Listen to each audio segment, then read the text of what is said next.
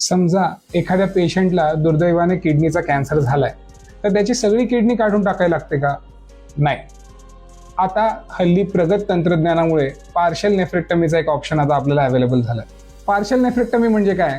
तर समजा ही किडनी आहे, त्याच्या एका विशिष्ट भागाला जर कॅन्सरने व्याप्त केलं असेल, तर आपण फक्त तेवढा भाग आणि त्याच्या आजूबाजूचा थोडासा नॉर्मल पार्ट एक काळजी म्हणून काढून टाकतो. त्याला पार्शल नेफ्रेक्टमी म्हणतात. म्हणजे अख्खीच्या अख्खी किडनी काढायची गरज नाही. तर समजा हा ट्यूमर जो वरच्या भागात आहे किंवा खालच्या भागात आहे किंवा मधल्या भागात थोडासा बाजूच्या एरियात आहे, तर आपण फक्त तेवढा ट्यूमर हा काढून त्याच्या आजूबाजूचा एक नॉर्मल पार्ट काढून पार्शल नेफ्रेक्टमी ही करू शकतो. पार्शल नेफ्रेक्टमीचा फायदा हा की तुम्ही कॅन्सर पासून मुक्ती तर मिळवतातच, परंतु किडनी गमावल्याचा जे शरीरावर भार पडतो तो सुद्धा आपण टाळतो. पार्शल नेफ्रेक्टमीचे ऑन्कोलॉजिकल आउटकम्स म्हणजे कॅन्सरच्या बद्दल होणारा फायदा हा टोटल नेफ्रेक्टमी एवढाच आहे. म्हणूनच हल्ली कितीतरी प्रगत कॅन्सर ट्रीटमेंट सेंटर्समध्ये टोटल नेफ्रेक्टमीपेक्षा पार्शल नेफ्रेक्टमी ही प्रेफर केली जाते.